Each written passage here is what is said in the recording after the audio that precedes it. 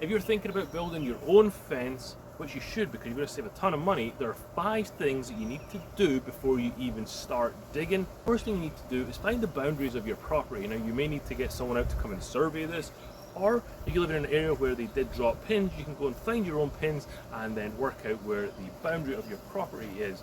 Then you need to go and look up your local codes and determine what the setback is for building a fence in wherever you live, because some areas may have different codes and where you can put a fence, just depending on what building codes they're running off. The second thing you need to do is call before you dig. Luckily for us, call before you dig was super easy because all of our lines come in up there. The only thing that did come in underground was Frontier, but that comes in straight from the house, he said, so not to worry about it. But you do get a little bit of marking on the ground, so if you do call before you dig and you have lines at places, you will get things like this on the ground.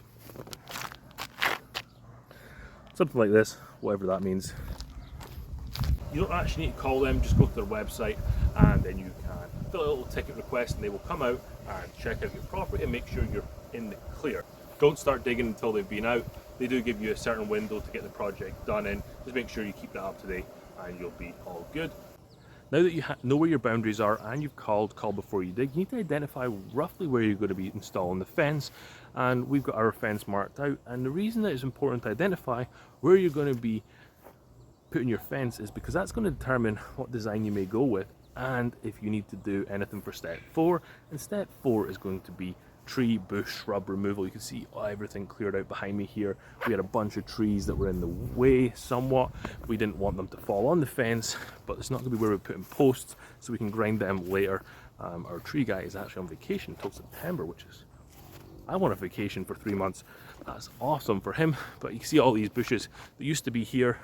They were just like the ones down here. We cleared them all out so we can get a straight shot with our fence up there. And now that we've got everything set, we've got the boundary set, we have call before you dig called, we have where the fence is going to be going, we've got the area cleared out, we can then finalize our design for our fence. There are many different designs out there. There are privacy fences, vinyl fences, you can do metal chain link fences, or you can do something like we're doing, which is going to be a wooden fence. It's going to have welded wire mesh stretched between it. It's what we've used on our other fences and we really like this type of fence. We may do some privacy sections at certain areas depending how we get on, but you can always put that over the top of the welded wire fence at a later date depending on how you build your fence. There are the 5 key steps to get your property ready to build your very own fence.